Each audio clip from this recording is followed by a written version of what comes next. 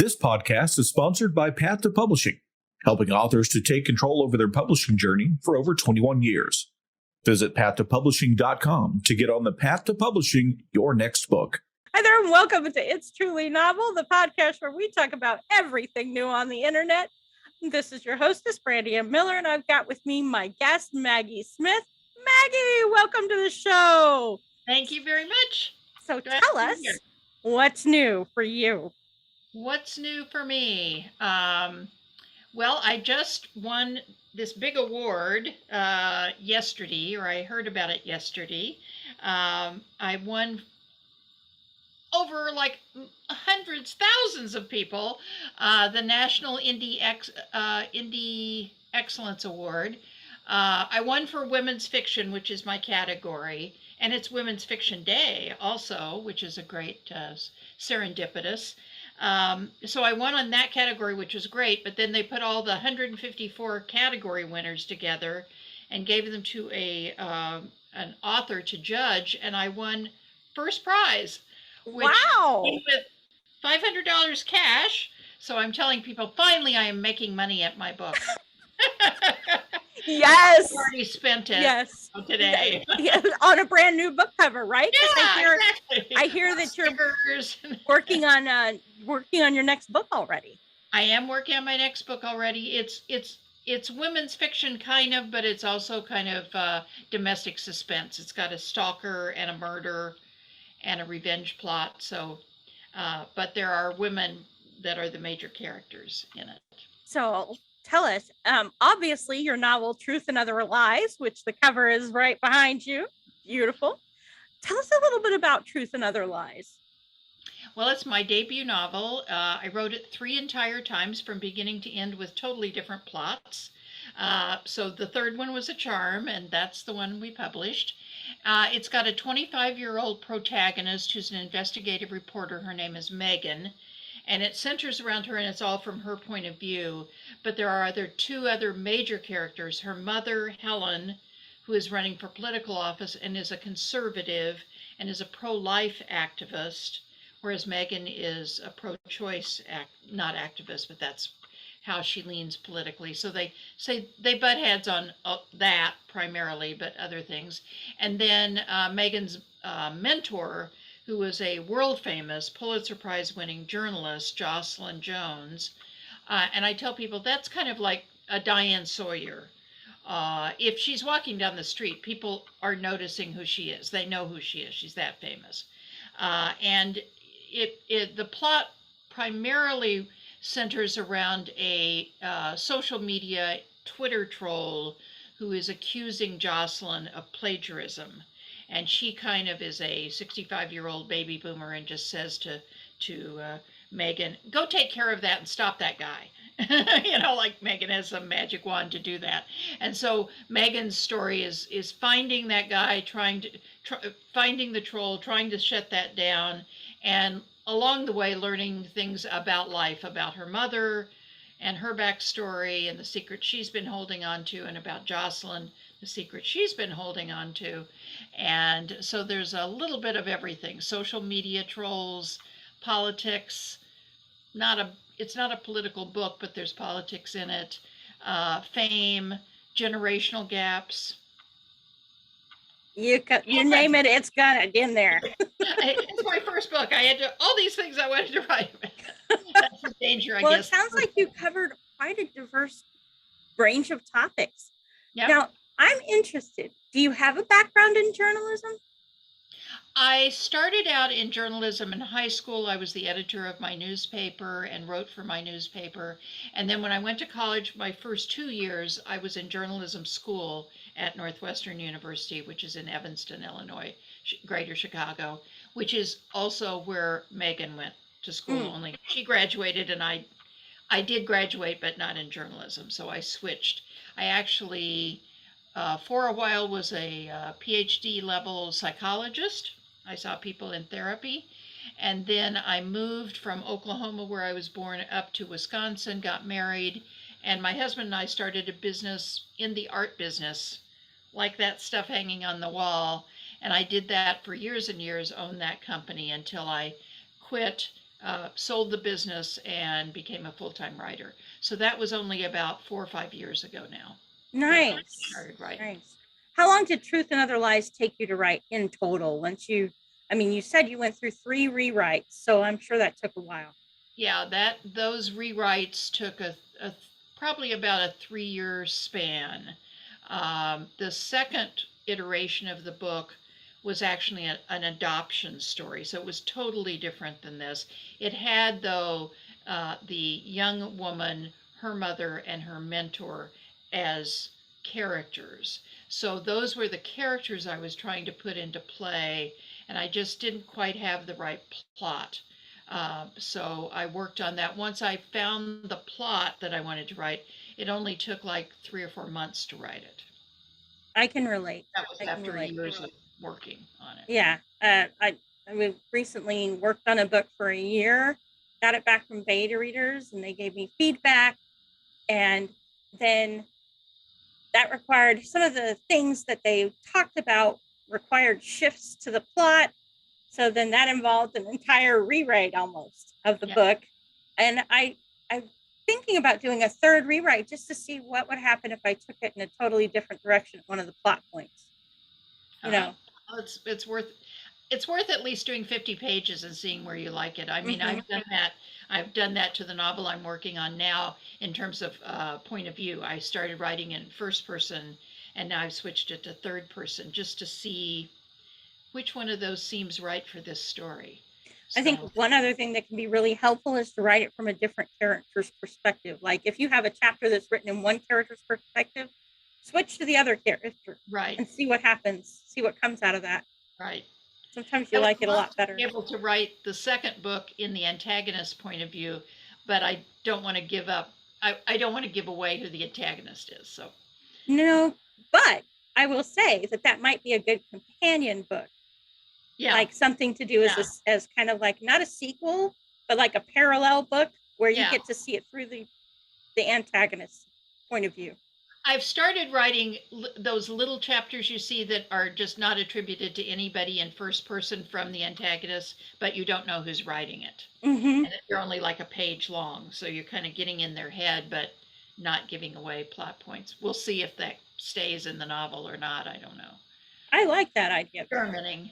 I mean, I like having that viewpoint of the villain, because a lot of times what you see from their point of view is not at all what everybody else is seeing. And you're also, in the case of mine, it's third person limit or close. Mm-hmm. So even though it's written in third person, you're only seeing the antagonist through the protagonist eyes. And actually the same in the debut novel. People will say, oh, well, it wasn't until, the mother changed by the end of the book. And I said, and remember, it's not only the mother changing, but it's Megan's view of her mother, because all you're seeing is what she tells you about her mother. Mm-hmm. So it's always in her point of view, and the same thing with Jocelyn. So you do get a sense independently of that point of view by listening to them and their actions. Those aren't interpreted, but the inner thought processes and interpretation of that is all coming through Megan. So what inspired Truth and Other Lies? What was the big inspiration behind the book? Well, really just wanting to write about the time in a young woman's life. And here I was channeling myself at 25, when she's looking around to who to model herself after, looking for role models. And in my case, I did not have a close relationship with my mother. Lots of people use their mother as that person, but I didn't want to be like my mother. So I had that interesting perspective of trying to figure out, well, then who am I going to pattern myself after? And it turned out to be many women in the workplace. At that time, I was a psychologist, so looking to people that were my mentors and in some cases my supervisors or my professors to say, well, maybe something like that. Mm-hmm. So that was really the impetus of how does a woman get caught between maybe two different role models that are they're very distinct. And how does she choose, and does she choose correctly or not? Yeah, and what's the impact of that? You know, because the person you choose as a mentor definitely has an impact on how you turn out. Right, exactly. And, you know, the older I get, the more I realize that when we're younger, we often reject our mother as a role model for good reasons. You know, there sometimes it's really good reasons why you reject that as a role model. And you're like, I'm not going to be anything like that. But because you don't understand the context of the choices that she made and how she came there, the backstory, Right. you end up walking into the same traps because you don't know why they were set there.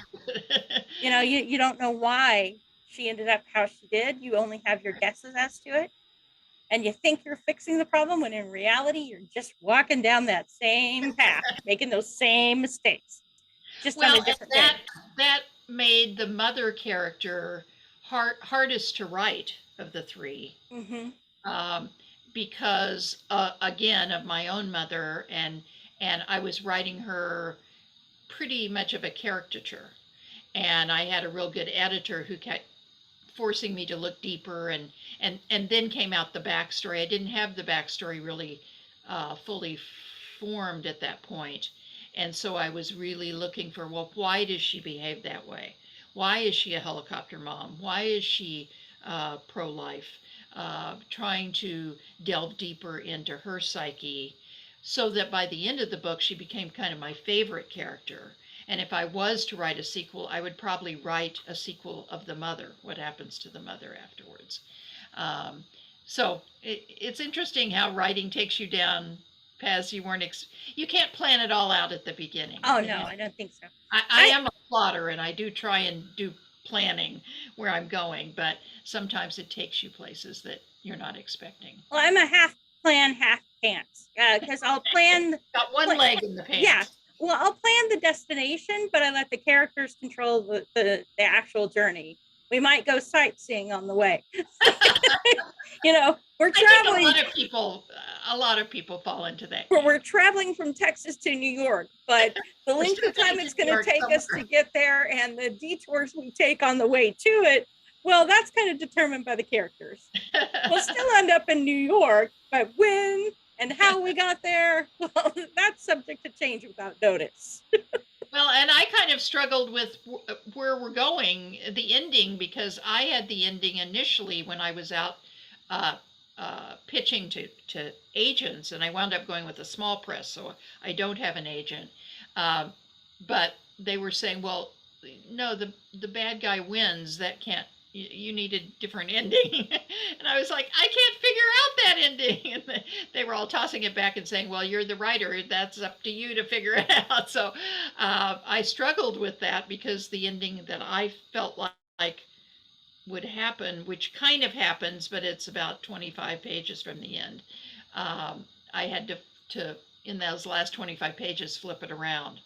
So there was more of a bad people didn't win aspect to it. Yeah, no, I can see why the editors would want the bad guy not to win, but I also know life. Yeah. And sometimes the bad guy does, at least temporarily, win the day. Yeah. Yeah. Yeah. It's not always the good guys that win this at the end of the day, but we like it. We, as human beings, I think that's one of the things we like most about fictional experiences, is that we can see things that don't happen in real life happening. Yeah, maybe so. We get the closure we don't get in real life, right? Yeah. I mean, you get to find out mom's backstory without filters. Yes. Yeah. And unfortunately, when you're dealing with real people, that's not always possible. They don't always behave the way. No. My grandmother was one of those where you knew she was telling the truth because the same story got told the same way 3 different times. But getting information about her background out of her was like, it was a roll of the die. Was it true or not? We weren't sure. She might tell it 3 different ways. So she was a storyteller also. She just didn't write it down. Yeah, pretty much. Yeah. Definitely. Of course, when she got in the nursing home, it was very fun because she decided she had been a CIA agent and she was in the nursing home undercover. And she'd tell you what her mission was, but then she'd have to kill you. So it's better off if you didn't know. She sounds like she was a fun character, at least, to be around. She could be a fun person if she got past the level. I think that's one of the things that dementia did for her, was it stripped away all the uptight fear of what everybody else would think of her, worries about how she looked and how she dressed, and all that stuff went away. And it was just who she had been as she was a young girl, right? Full of adventure, full of fun, ready to have life. And, so you kind of got to meet the real person underneath all those layers of masks that she'd been wearing all those years. Sure. So I think that's the only upside to dementia, is that you end up, it's a rough journey getting there because there are layers that you have to go through. But by the end of the day, you get to meet the real person underneath all those layers. It's a good way to look at it. It happened with my grandfather too. The man who I literally used to tell him, Grandpa, you need to tell Grandma you love her. I tell her by what I do. No, you need to say the words. Like that. The words. Say the words. They matter. And he was like, no, I don't need to say them. I do it by what I do. Well, and it wasn't, with dementia, it's usually the last people in your life are the first people you forget. Yes. Because short-term memory. Your short-term memory is gone. So, and it starts eroding the later memories because they're not as deeply entrenched.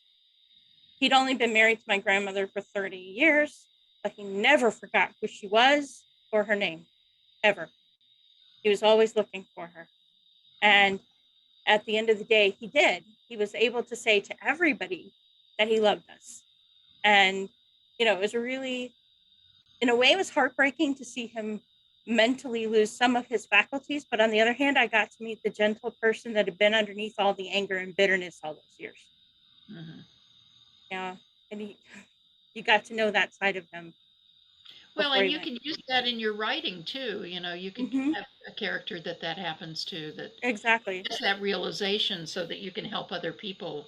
Exactly. And that's what I used to work in a nursing home, and people were like, why doesn't God just let me go home? I'm like, well, because you're not done with whatever it is you've got to do. Either there's something, a relationship that needs to be fixed, or something, forgiveness for yourself, that you need to find. Yeah. And the more that I talk with people whose parents or grandparents have gone through Alzheimer's, it's the more that I find that it's almost always true. There was something they just couldn't forgive and let go of. And it's kind of like the brain's way of forcing their hands off of whatever it was, whatever pain it was they were holding on to. Yeah. I can't remember it anymore. I actually had toyed with, in my current book I'm writing, having the father, who's a very high-powered attorney, show early signs of dementia. But I decided that was going, it was a tangential kind of plot, and I haven't had that experience with anyone directly. So I thought I kind of jettisoned that. But it is something that people are dealing with. And I have a good friend whose husband died of that. So yeah. And it's rough. It's a rough journey for both people. Right. I mean, obviously for the person going through it, it's rough, but it's also rough for the people who love them. Oh, really rough on the family. Yeah. I mean, so as a, little bit of a detour, but going back to you. So as a psychologist, how much did that help you with the writing? I think it helps a lot. Not that I, went and looked up, in the DSR, what's this syndrome or something. But I think it does help to kind of be questioning why people do what they do, as opposed to surface reaction to what they do. I also am a podcast host, and I think it helps in my questioning. There's not a lot of difference between being a podcast host and being a psychologist. You need to shut up a lot and let the patient, client, whatever it is, interviewee, talk, and really that listening skill. So now you're listening to your characters a little bit and wondering, how would a person behave in that situation? So it's kind of something that you train to do, and then it just kind of probably becomes part of your personality. Or maybe it was part of your personality and that's why you decided to go into that field. That oftentimes is the case too. Yeah, I do So find a lot of people in journalism helped, and psychology. psychology helped, and the art background helped when I got to marketing. Mhm. Because then I could, put together Instagram posts and um, social media things Did you better. design the cover? I did not, but I was very active in design. I think I would be considered a co-designer of it. My publisher has a cover designer on staff, and we worked together for probably every day for 2 or 3 weeks, trading things back and forth. So it was a very collaborative experience. I wanted to have something that wasn't on the nose like women's faces, but also kind of said female, and I thought the scarves did that. And then we went into the 3 colors of the thing because I feel like it's a braided story where the 3 women's stories intertwine with each other. So I think that comes across it, and it's striking. It also is kind of on trend, the trend of the brightly colored, somewhat abstract colors. I like the idea of hiding some of the lettering behind the scarves. So it certainly does the trick, and people have given me lots of good feedback on it. So I It's think it's, beautiful. No, I mean it really is. It's a stunning cover and very eye catching. So and I also thought, thinking ahead in the marketing, I thought I can actually use scarves mhm. in posts, so at my launch party, I had a little booth where people were taking pictures, and I had actual scarves that I had bought that they could drape, very much in the colors that were on there. So I think there was a lot of different things that went into it, but I think it turned out really well. I think so too. What made you decide to go with a small press rather than going after one of the big five? Do we still have Uh, five? yeah, I think I've been saying 4 because I thought there was a I merger thought there then, was but a merger people have been too. correcting me, so maybe it didn't happen. Um, I did initially go after agents, and I think I queried about 50 of them, and I got some requests for full, but I would say only 3 or 4 that kind of got any traction. And then I also began going after small presses. And I did sign with a small press and then dropped the agent querying and went into the editorial process with them for about 8 months. So also lost some time there. But that editor was extremely good. She was on staff with them. And then she quit, but it was also during COVID. So I thought, well, she had small children and our editing was done, and so I thought, well, that doesn't really affect me much. And then come to find out, right when I was starting the cover design with that other publisher, that they were everyone on staff was resigning. And so the cover designer, the marketing director, the other editor, besides the one I had had, the proofreader, they all resigned in 1 week. And so basically the press went bankrupt. And luckily I was able to get my rights back. So then I was kind of ready to, I'd lined up an audiobook narrator, I'd lined up a publicist.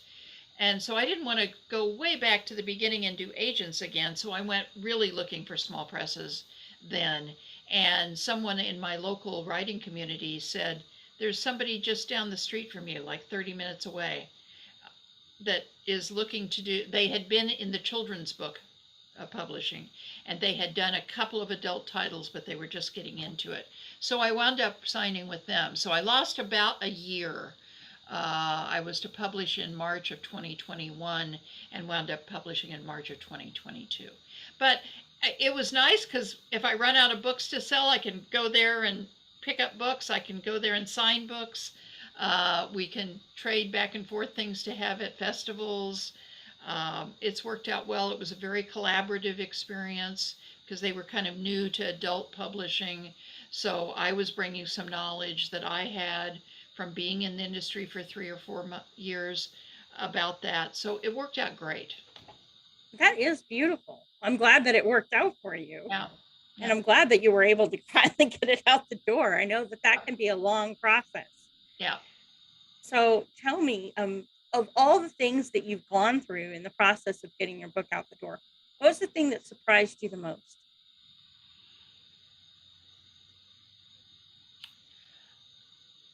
I think when you're in the writing community, you think that who you publish with is really important. Like people think I've got to get a top agent. I want to sign with the big five. I and I don't think readers care. I mean, I'm a reader, and if I buy a new book, I don't say, "Oh, good, it's from Penguin Random House," or "Oh, good, Knopf is." I don't care. I don't know. I've heard about it. I've seen it on social media or somebody's recommended it to me. So I think as a writing community, we get really hung up on how we get the book out, who's going to be our publisher, who our agent is, and go through all kinds of machinations about that. And I think in the long run, it doesn't really matter. You do need to, I think being with the big five, if you're one of their top ones, you can get into a lot of bookstores and have maybe a book tour now that COVID has opened up. But someone like me as a debut is not going to be one of their big releases. So I'm going to have to do a lot of it myself anyway. So maybe that's also what I learned is you have to do a lot of it anyway, no matter what. And but it can be learned, and you can view it as fun. And I kind of just went into it saying I'm only going to have one debut, and even if I write other books after this that are better maybe than this book, or people buy more of it than this book, this is always going to be my first one. And so I really wanted to give it a maximum effort on my part to get the word out. And I hired a publicist that did a great job. My publisher was very willing to try new things. I devoted a lot of time to it. So I think you just need to be willing to say, this is going to be like another part-time job. Yes. Yeah, I think a lot of authors aren't prepared for how much work goes into the promotion side of the book. You know, it's not enough to just put the book together and put it out there. If you Right. don't promote it, it's not going to sell itself. Right. I sometimes will call up a book that published like a year or two ago and it's got 5 reviews on Amazon. And I just think, well, nobody knows about this book. I mean, it could be a really great book, but you have to still let people know about it. And so it was real important to me to get reviews and not pay for reviews, but get people I knew to review it, or get, send it out to a lot of bookstagrammers or reviewers. I was on NetGalley for 6 months giving early copies to reviewers. So I've been out for 2 or 3 months now, and I think I've almost got 100 reviews.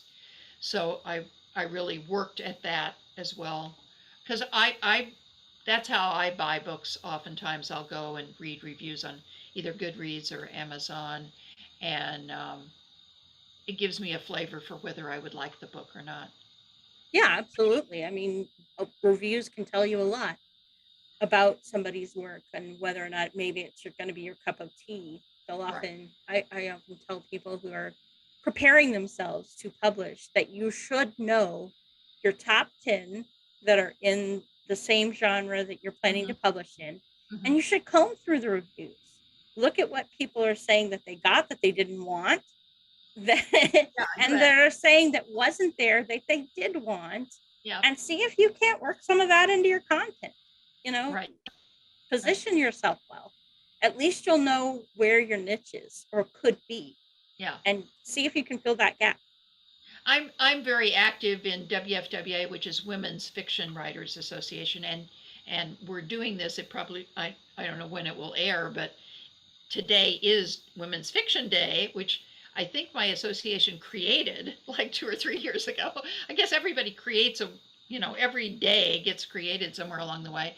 And so we're kind of on social media talking about women's fiction, which is primarily the emotional journey of the main character through the book, as opposed to romance or heavily science fiction, or historical fiction can be women's fiction, but it's always much more concerned with the emotional journey than a plot-driven book is. And that sometimes it's called book club fiction. That's another name you hear from. But I think it primarily appeals to women. Primarily, the major characters are usually women. Um, and it's what I have always read. I didn't have a term for it, but I love being part of that association because it's very supportive. And I spent the 3 years, 4 years before I published just soaking up knowledge about the book world so that when it was my turn at bat, I kind of had an MFA from the street of knowing what to do and in some cases knowing what not to do. I think that's an important thing that somebody who wants to get into the publishing world with their book should do, is educate yourself about the industry. Don't come to the table as somebody who's looking for everybody to do everything for you. Come to the table knowing what's going to be expected, knowing and having ideas about how you can support it. Because publishers these days, they're not going to market it for you. Right. They're not going to do the work for you. They want you to have a platform already built. They want you to have a following already built, because they want to be able to sell books. Right. And that's the bottom line. That's how they make their money. And also, I think if you want to be a writer, then join the writing community, join the creative community. It's not just writers, it's bookstagrammers and readers and reviewers and podcast hosts. And it's a whole community that can be really fun to be part of. And now, I wrote a blog not too long ago about when the party's over, because what you do is you have 6 months of building up to your release, and then there's a little after of 2 weeks after you release, and then I released in March, so by May, June, it's kind of like, oh, is the party over? and it's a little bit is, it's, you're not the new kid on the block, and it's somebody else's turn to have the spotlight on them, and it's your turn to spotlight them, like you were doing before it was your turn. And but that can be fun too, to watch other people getting their book out and having a chance to shine, and people that you've known and in some cases were critique partners with, or worked on committees with, or heard on a podcast, or in my case had on a podcast as a guest. And so I think writers that isolate themselves miss out on a lot of the fun. Yes, they do. And I think that they miss out on the power of relationships, because it's often those relationships that you've built that help you open the doors to a new opportunity. It's how I got speaking engagements without having a speaker reel. It's how I got, the relationships were the key to everything. Yeah. And if you form solid relationships and you're willing to do give and take with people, and it is important to not just take from a relationship, but to actually create value that you're giving as well as receiving. Yeah. So, And not be afraid to ask questions. I mean, I, as a new writer, I did not write stories as a kid. I wasn't, oh, I want to be a writer someday, or I didn't have secret novels in my desk drawer. I just thought I would like to have a creative outlet. I started kind of thinking about writing even before I sold my business. And so I wasn't really looking for it to earn a living at it, which, certainly takes a lot of the pressure off.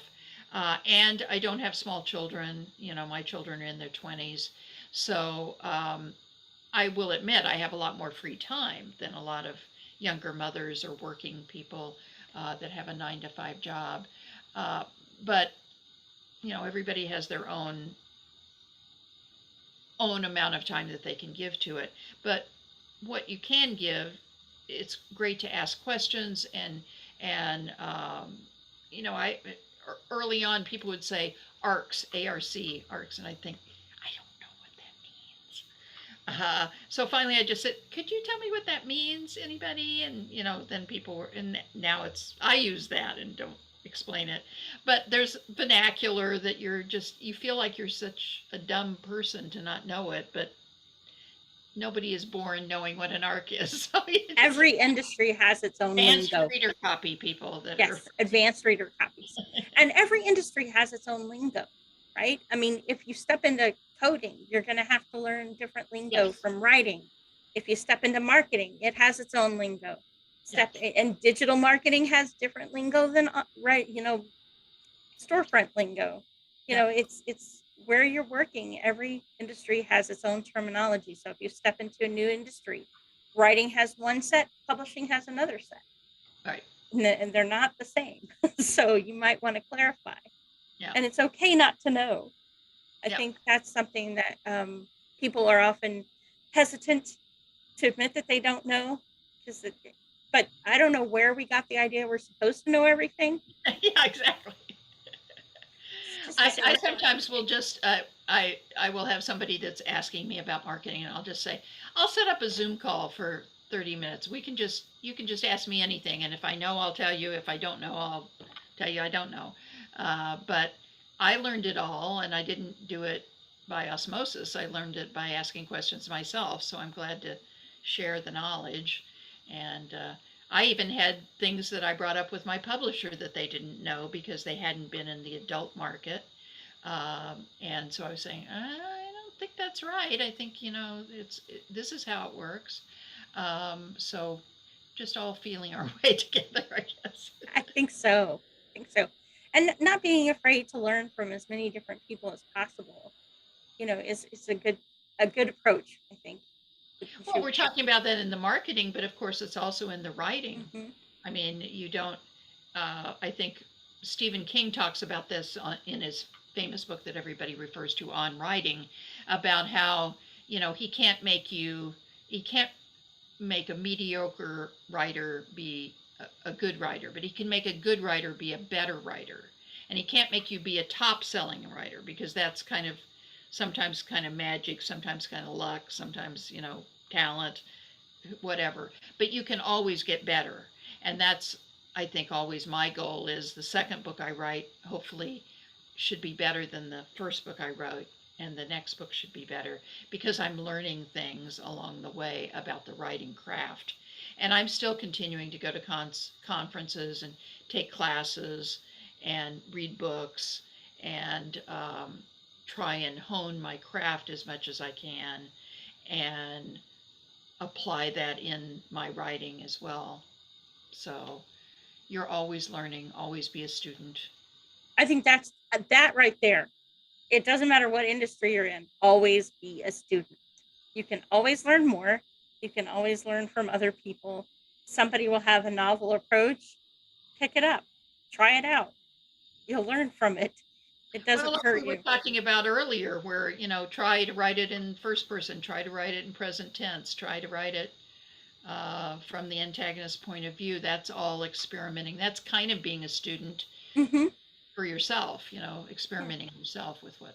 I mean, it was in trying out Randy Ingermanson's snowflake method that I ended up figuring out that, this snowflake method, he's only applying it to fiction. But if you look at marketing as a story, then you can apply it to marketing. And if you look at nonfiction as nothing more than an extended version of a marketing story, then you can also apply it equally well to nonfiction. You'll have a more entertaining book too at the same time. If you kind of look at maybe people are like, well, you don't have a villain in a marketing story. Yes, you do. The villain is whatever's causing the person who's buying the product pain. And you're coming along to help them, show them how to overcome that villain to get the results they want. So, you're the mentor. Or the villain is Netflix because they're going to watch that instead of reading your book. If you're trying to get them to read a book, what are the obstacles that are in their way to reading it? And then, what's the big obstacle? The main obstacle is your villain that you've got to overcome, because reading a book does require different brain cell usage than watching Netflix. Netflix is very easy, right? They don't have to do any work. That's why we like movies and TV, and that's why we say we're using it to shut our brains off, because we can receive passively without having to do the work of trying to imagine what these characters look like. Do you think that's why audiobooks are popular? I think audiobooks are More passive, popular right? because they're portable. They do require Oh, more work than a movie does, but okay. you have to give your whole attention to a movie. Whereas an audiobook, you can be listening to it while you're doing something else. Okay. Same reason that radio shows were popular in the 40s, right? Is that mom could be washing dishes and doing the laundry while she's being entertained. She didn't have to have her whole attention devoted to it. Whereas with a soap opera, if you're not watching what's happening on screen, you're going to miss it. Yeah, you're missing a lot of it. Yeah. Okay. I don't listen to audiobooks, so, and I have a friend that does nothing but listen to audiobooks, and I do have an audiobook of my debut, and I have listened to that one, but yeah, I'm just interested in why a lot of people seem to like audiobooks, and it's almost a requirement now to have an audiobook. It is almost. My sister tells me, if you had audiobooks, I might read your stories, but you don't. And she has ADD, so it's hard for her to focus and pay attention to reading. And I think she might have a slight bit of dyslexia as well. So it makes it more challenging. Whereas an audiobook, she can listen to it and process it that way. Well, and as an author, when I listen to my audiobook, listening for mistakes and things like that, it was such a totally different experience. Mm-hmm. Primarily because of the voices. I mean, I just had one audio narrator, but she had to do a lot of different voices and the three primary women's voices. And it was just so interesting. I mean, I picked her because I felt like she did a fit for it, but hearing my own words coming back in an acting way, because I went to my friend who listens to audiobooks when I was trying to pick the narrator, and she said, well, first of all, you have to pick, is it someone that's going to tell your story or someone that's going to act your story? She said those are two totally different things. And I picked someone that acted my story, but I know what she means. Is it like your mother's reading you a fairy tale at night where they're just reading it versus acting it? And I really had to let go of, the actress and I had a conversation. She said, I'm an artist too, and I'm going to be bringing my own talent to this. So you can't be second chairing me. You picked me because I gave you an audition tape and you thought I was the right one. So let me do my thing. And I saw the value in that approach, is that it isn't mine anymore. And if God willing ever it gets picked up to be filmed, same thing, that, it's my story, but it's a different medium. It's a different creative outlet. Yeah, I think there is a measure of the need to let go of your baby, right? As it graduates from the womb into the world, there's a certain level where you do need to let go of your baby and let other people's put their own creative energy into it. As I shared with you, tonight I'm meeting with my own book club, the book club that I belong to. And there's 10 or 12 women. I think there's going to be 10 there tonight. And they're discussing my book. And so it will be an interesting experience to hear people that have been with me all through this journey and have hopefully for the most part read the book, discussing it, whether they'll be very gentle or whether they'll be really willing to tell me what they think. I think I've gotten enough distance from it now that I would like them to tell me what they liked and didn't like, or what worked or didn't work, because I trust them as readers and I could learn a lot from that. But it will be a kind of meta experience. Is that what they call it? Yeah, kind of one of those things. It's kind of interesting to see how other people react and respond to your work. Yeah.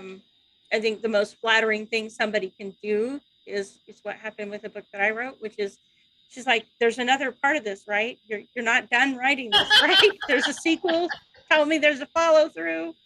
Like, well, there wasn't one planned, but now that you mention it.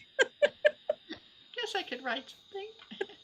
Well, I had never thought about writing a sequel because I thought my book kind of ends where it needs to end, and even though the ending is a kind of a new beginning that's going to lead to an ending, I think pretty much the readers know where that ending is going to end up. So I thought, well, why would I write about that? It's a foregone conclusion. But no, as I mentioned, I might want to take the mother who is in a kind of starting a new career at the end, and take another character that is toward the end of the book and have them work together in Washington, D.C. on a totally different, and maybe have Megan kind of as a real secondary character. I kind of enjoy Tanya French as a Irish kind of suspense police procedural novel, and she wrote the Dublin Murder Squad, and each book was a different member of the police murder squad. It was their story. So the other ones were around in the background, being the secondary characters that were within the other books, and I kind of really enjoyed that. So I think that's an interesting thing to play with.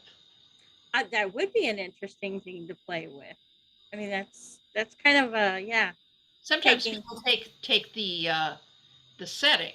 You know, they have it in a small setting like Louise Penny. I mean, hers are recurring characters, but you take a setting like a New England town that's small enough that people know each other, and then you focus, each book is somebody different. My friend Barbara Jocelyn has done that with a small town she made up, but it's in New England. And each story is somebody new, but every once in a while they see somebody at the grocery store that was in the other novel. Yeah, no, that can be a great way.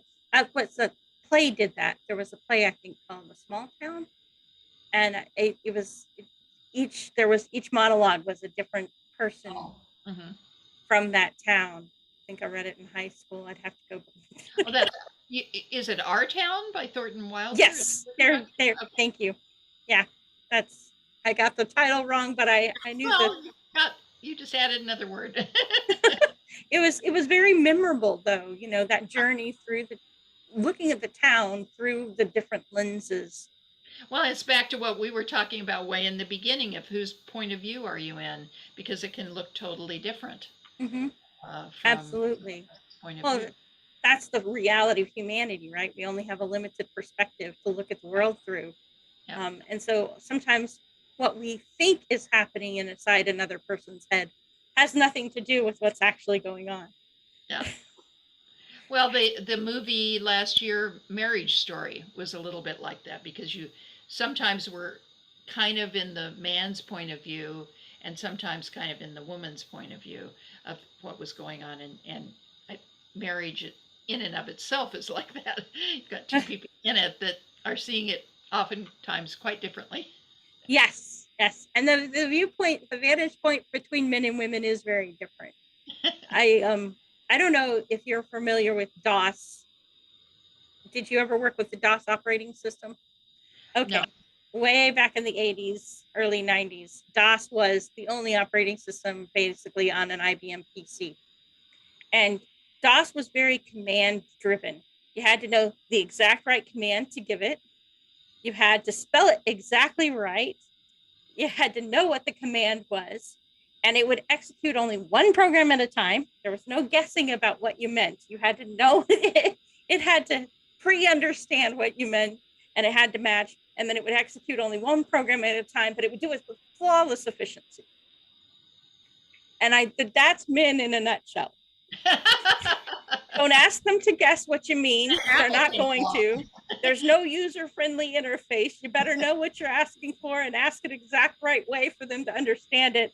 They can only execute one program at a time, but they do it with flawless efficiency once they've asked for it and gotten it.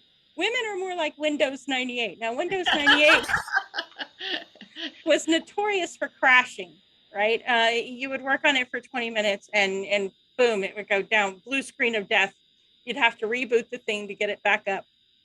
And the reason for that, when I worked in tech support for a while, the reason behind that was because what Windows had tried to do was make it very user-friendly. So it was backwards and forwards compatible, which it was running many, many programs in the background, which were eating at its memory.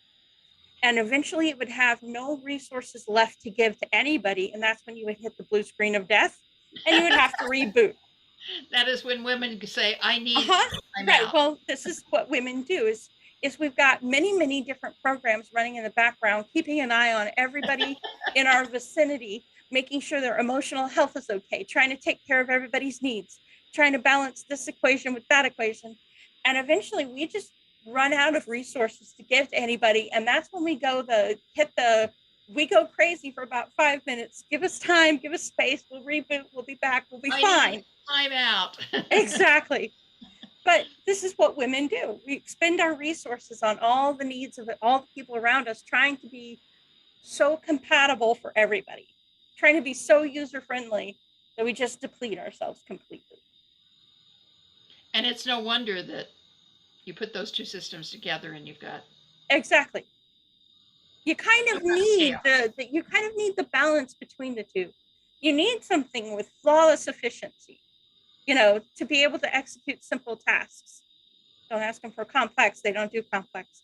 They don't do multitasking. They task switch, but it always takes them time to switch from one task to another.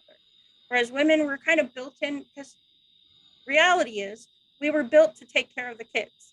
And when you're taking care of kids, you can't tell 6-month-old Johnny, I'm sorry, I can't handle your request right now.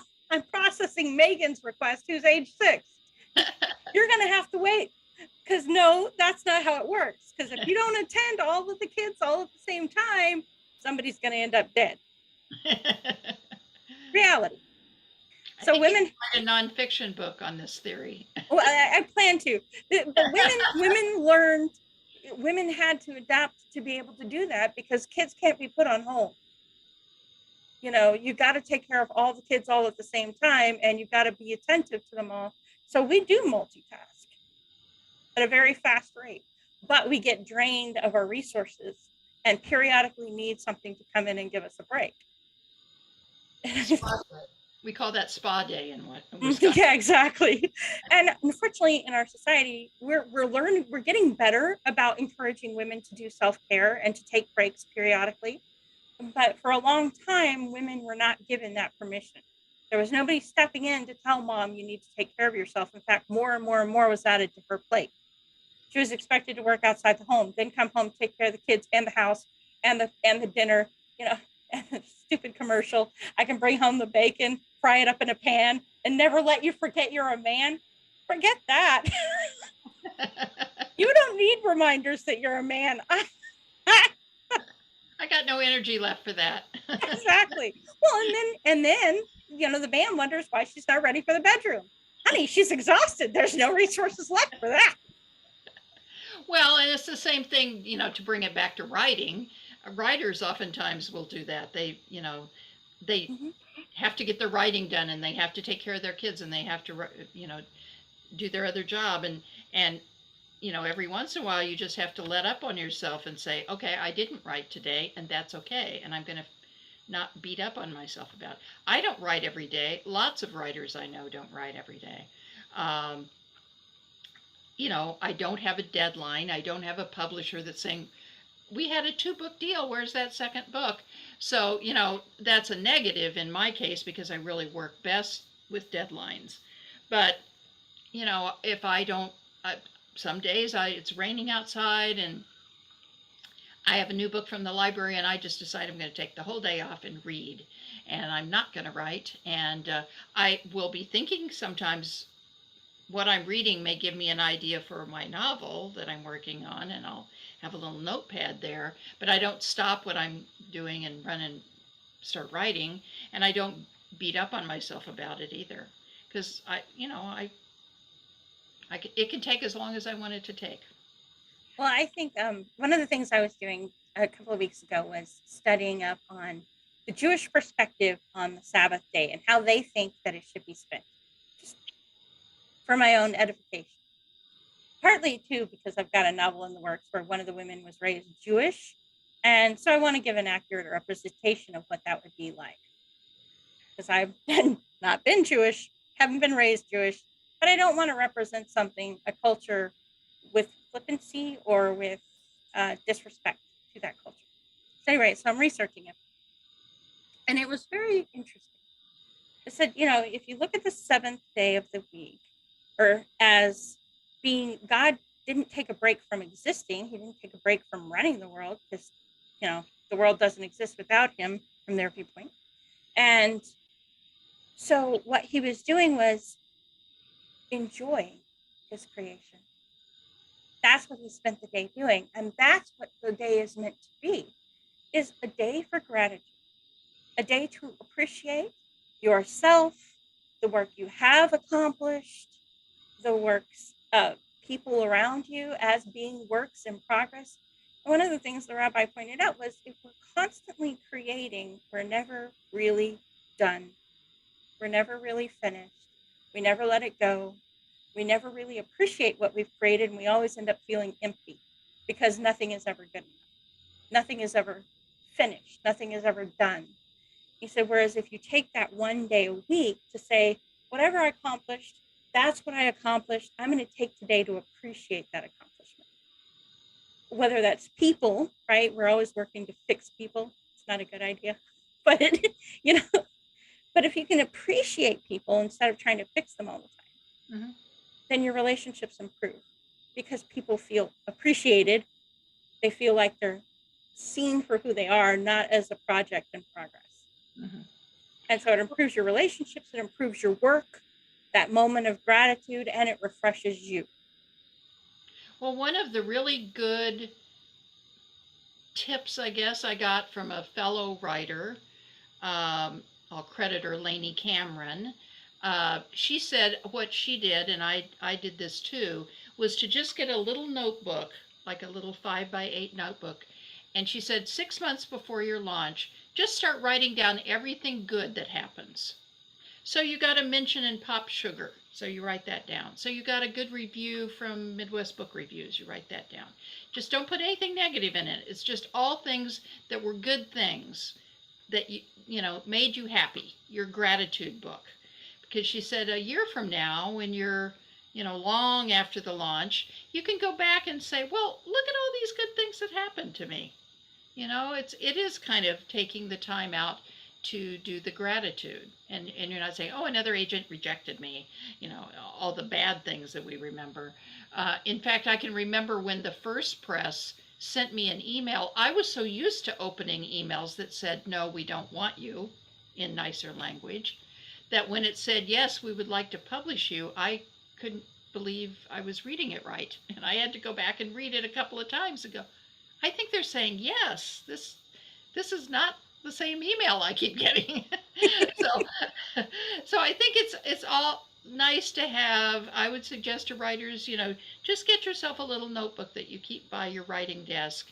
And when something good happens, and that can be, I saw the first robin in the springtime. We had robins that built a nest right outside our window and had 3 little babies recently. That was fun to watch for 2 or 3 weeks. Just write it down so that when you're feeling down, you can go back and flip through and say, oh yeah, there were good things that happened. Yeah, it is absolutely important to take that time to appreciate. I mean, just having finished a book, that is an accomplishment. Finished a chapter. Yeah, that is an accomplishment. Finished a page, wrote a sentence. Congratulate yourself for those moments. I think that we get so focused on that goal, and this is something I've had to reflect on in the last year and a half, is that if you live your life always focused on the next goal and you keep moving that goal, you never feel like you've done anything because you're never taking that time to celebrate the accomplishments that you've made. You're never pausing to recognize them as accomplishments. I didn't realize 80 to 90% of people believe they have a book in them. Fewer than 3% will ever sit down to write it. Oh, really? So in writing your book, I do see that, when I talk to groups, there could be 30 people. I'll say, how many people would like to write a book or think they have a book in them? And pretty much everybody does. But they're not all writers. They're readers. Maybe that's, it's writing a book. I will say I had no idea. I mean, was a kind of a journalist for a while. I was a psychologist for a while. I was an art dealer, business owner for a really long time. Um, Writing a book is the hardest thing I've ever done in my life. Now, I've never, you know, I haven't fought in a war, and I have a pretty nice life, but it is very hard to keep a very long story like that in your head and learn. When I started, I tell people I was writing a book, but I was also learning how to write. I had never taken a writing class in my life. I mean, I started taking them, and I have a whole bookcase full of craft books that I read, but I had no idea what I was doing. I was like, a chapter. How long is a chapter? How many chapters do you have? How do you start a chapter? How do you end a chapter? I mean, I only knew from being a reader, and I hadn't paid attention to it. I hadn't studied the writing. I had just read it. So I had a little bit of a sense of it. But I started, in some cases, I went back to a couple of books and actually acted as though I was in a class, and I outlined them. I counted how many pages there were in each chapter, how many chapters they had, how it started, what happened during the chapter, to kind of teach myself, what is this all about? How does it work? You're not No, just born knowing it. no, nobody just magically hands you that. Here is the manual of how to become a published You're author. shooting this in your arm. You are now a novelist. That's right. That's right, Craig. Well, I don't know. Maybe eventually they'll come up with injections or chips that you put in your brain, and suddenly you're a published novelist. But I think Stephen King might have one of those already in his brain. But until that day comes, the rest of us have to sort of figure it out organically. Well, Maggie, it has been wonderful talking to you. Now, if somebody wanted to get a hold of your books or to reach out to you on social media, how would they go about doing that? Well, my website is Maggie Smith Writer, WRITER.com. And I have a sign up there quite frequently, either a pop-up or, different ways you can sign up for my mailing list. I send a monthly newsletter out. So that's a way to keep up with me. I primarily on social media I'm on Instagram primarily, and I'm there as Maggie Smith Writes, WRITES.com. And I'd love to have you as a follower and follow you back. I write mainly about books, not mine so much anymore, but other people's books. I do book reviews. I also do book cover comparisons. I'm kind of a fan of what goes into a good book cover. So I write about book covers and all things like that. If you want to buy my book, it's on Amazon. It might be at your local library. It might be at your local bookstore, although probably not, because bookstores usually don't carry small presses publications, but you can order it from them. So all of those ways, and it's available as a ebook, a paperback book, and an audiobook, all three. Oh, wonderful. Whichever one you like. And sometimes it's worth buying the paperback book and then the audio book and listening to the performer perform the audio book. It is very different. It is very different. Audiobook narrator is the same one that does a more famous author than mine, Camille Pagan, and she's done about 600 audiobooks, so she's a fairly well-known audiobook narrator. I think she does a great job. So any of those ways to read it would be fine with me. Yeah, absolutely. And I'm glad to zoom in on book clubs around the nation. I'm in Milwaukee, Wisconsin. So if you're somewhere in southeastern, western Wisconsin and or Chicago, the book does take place in Chicago. So if you're a book club in Chicago and would like me to come down to do that and appear in person, I'm glad to do that. Or otherwise, I do book clubs through Zoom. So very nice. All right, Maggie, it has been great getting to know you. Thank you so much for the time we've spent together. I'm super excited about your book, and congratulations again on your award. That is awesome. Thank you. Thank you. All right. Thank you guys for watching It's Truly Novel. I'm your hostess, Brandy M. Miller, and you have a great day.